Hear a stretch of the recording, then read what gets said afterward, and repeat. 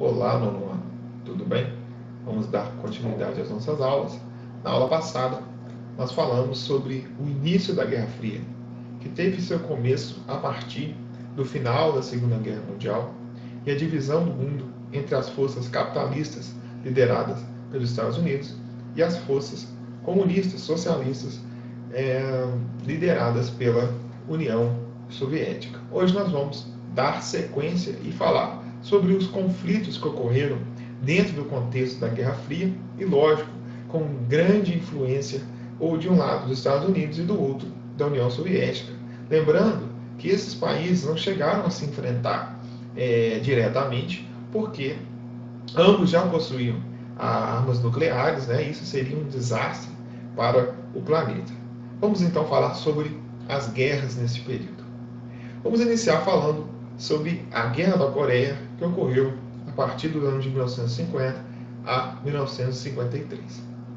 Causas da Guerra da Coreia. O contexto da Guerra da Coreia está onde a Coreia teria sido invadida e dominada, ela tinha sido invadida e dominada pelo Japão. Porém, com o final da Segunda Guerra Mundial, o Japão, lembrando, ele foi derrotado. Aí, deste modo, a Coreia foi dividida em 1945 entre norte-americanos e soviéticos, os soviéticos, os vencedores da guerra ali. Assim, deste modo, os limites estabelecidos transformaram-se em divisão real, surgindo dois estados coreanos, sob ocupação de cada uma das duas potências. A República Popular Democrática da Coreia do Norte, sob orientação soviética, portanto comunista, e a República da Coreia ao Sul, sob o domínio norte-americano, portanto capitalista. Porém, diante daquele contexto, da Revolução Chinesa, uma trégua ali ainda não estava bem determinada, o que iria ser o mundo a partir daí, já tinha uma tensão nessa região. Ocorreu a guerra no dia 25 de junho de 1950, quando as tropas norte-coreanas iniciaram a invasão da Coreia do Sul. A resposta da ONU veio no dia 27 de junho daquele mesmo ano, condenando a invasão e acabou aprovando uma coalizão estrangeira que fosse organizada para interferir no conflito em defesa da soberania da Coreia do Sul. Essa decisão partiu da chamada Resolução 83 do Conselho de Segurança. A partir daí, nós tivemos então o início mesmo, de fato, da Guerra da Coreia. A Coreia do Norte tinha o apoio da União Soviética, da China, e a Coreia do Sul dos Estados Unidos. A partir do dia 27 de junho de 1953, foi assinado um armistício de paz, estabelecendo as fronteiras do paralelo 38º Norte. Porém, dentro desse cenário, nós tivemos aí um avanço, uma atuação clara das forças, tanto pela contribuição da União Soviética ao norte, tanto pela contribuição dos Estados Unidos ao sul, pois os Estados Unidos ele não queria perder aí a sua influência nessa área, mais uma região dominada aí pelos comunistas. Havia aí, no dizer dos americanos, eles tinham que evitar a doutrina Truman, o avanço do comunismo pelo mundo. Então morreram muitas pessoas, um massacre, uma disputa, porém, até que no dia 27 de julho de 1953 foi assinado um armistício. Armistício porque essa guerra não terminou até os dias de hoje. Existe uma forte tensão, famílias que foram separadas e por essas fronteiras, ok?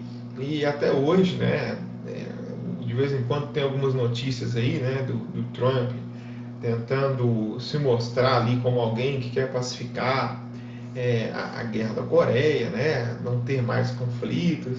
eles têm ali na divisa entre as duas Coreias um ponto de encontro, né, entre os dois governantes, né, tanto da Coreia do Sul quanto da Coreia do Norte, mas isso ainda, né, não se resolveu, é uma tensão que existe, portanto, desde a Guerra Fria, ok? Então, se mostrarmos, né, se tentar comparar a Coreia do Norte com a Coreia do Sul, os capitalistas, lógicos, vão defender, né, o desenvolvimento econômico da Coreia do Sul, um país que cresceu muito, tem uma forte atuação no mercado mundial.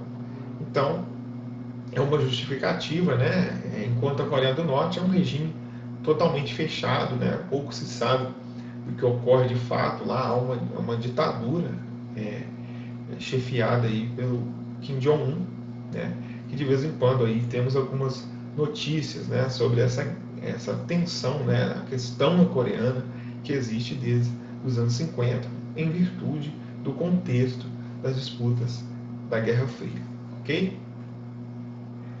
Outra guerra semelhante e no mesmo contexto ocorreu no Vietnã, a Guerra do Vietnã.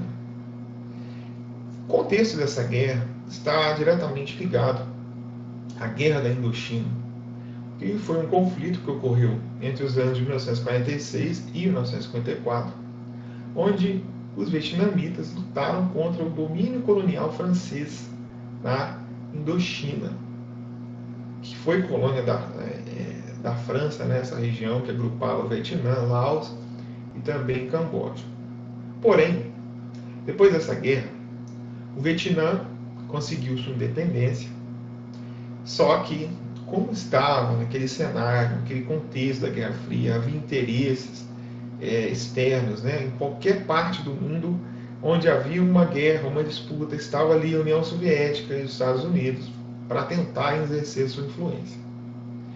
Então, a partir, né, quando o Vietnã consegue se libertar, formam-se duas frentes, duas entidades, a divisão do Vietnã em o Vietnã do Sul, capitalista, e o Vietnã do Norte, de orientação comunista. Porém, na Conferência de Genebra, onde foi decidido toda essa questão da divisão, né, do Vietnã, ficou decidido que seria feita convocada eleições em 1955 para ver, né, para tentar se o país se tornasse reunificado, né, um só Vietnã. Porém, o governante do Sul, de orientação capitalista, rejeitou participar das eleições, alegando que não acreditava ser possível conduzir eleições livres no norte do Vietnã. A partir daí, a tensão aumentou entre um lado e o outro, e o governo Ho Chi Minh, do norte, acabou convocando milhares de guerrilheiros comunistas no sul, estavam ali já infiltrados, e rebelaram-se contra o governante do sul, de orientação, lembrando, né, é sempre bom e importante aqui ressaltar, capitalista, tá? E começaram então inúmeros ataques e levaram à guerra em 1959. A participação dos Estados Unidos é fundamental, crucial para o desenvolvimento dessa guerra. Podemos dividir em duas fases, né, a participação dos Estados Unidos na guerra do Vietnã. Os Estados Unidos, na primeira fase, na fase que quem era o presidente era o John Kennedy, ele atuou fornecendo armamentos e dando treinamento militar para os exércitos do sul do Vietnã.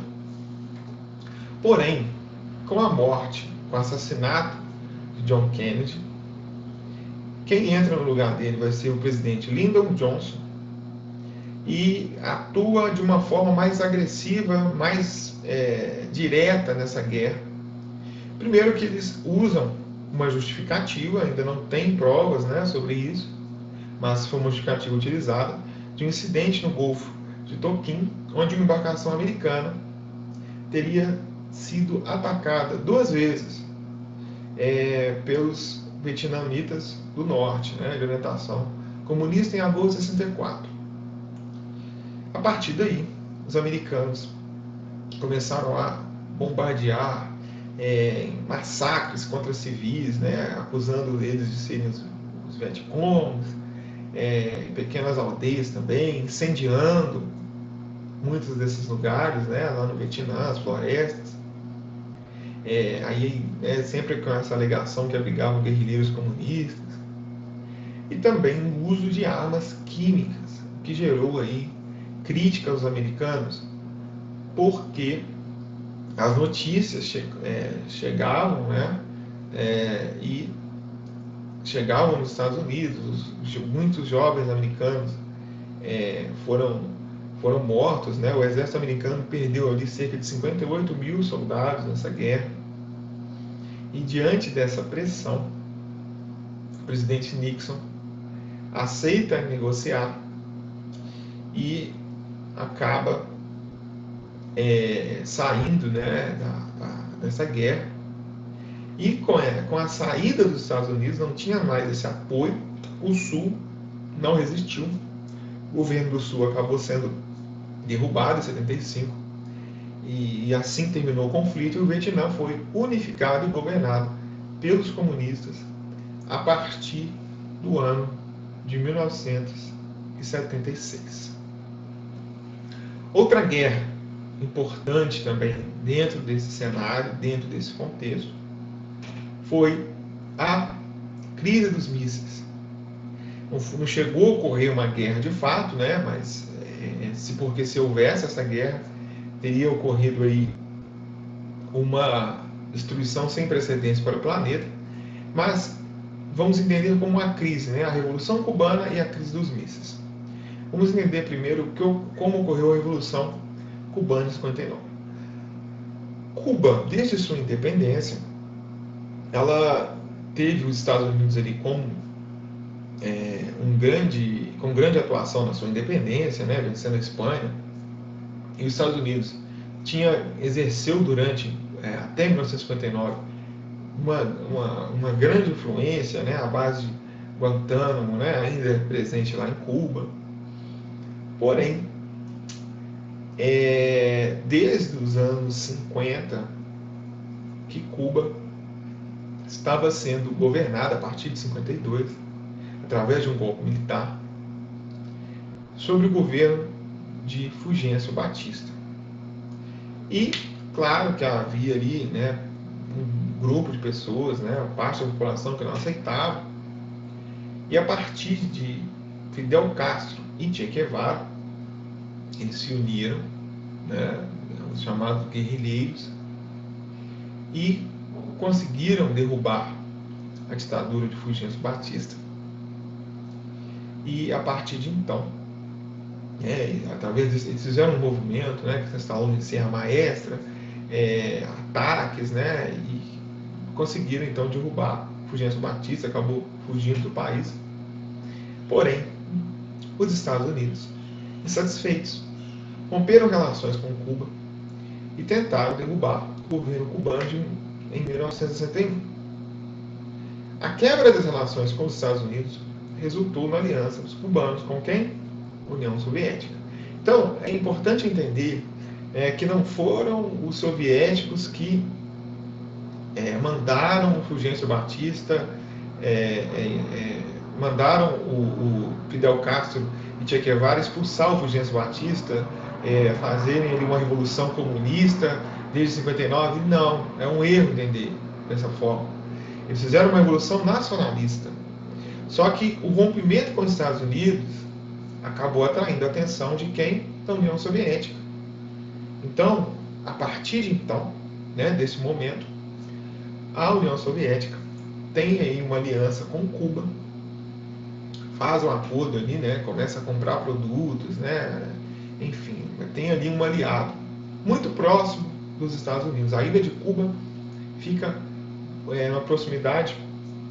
Isso pode ser, claro, dentro de um plano estratégico, né, como se fosse um jogo de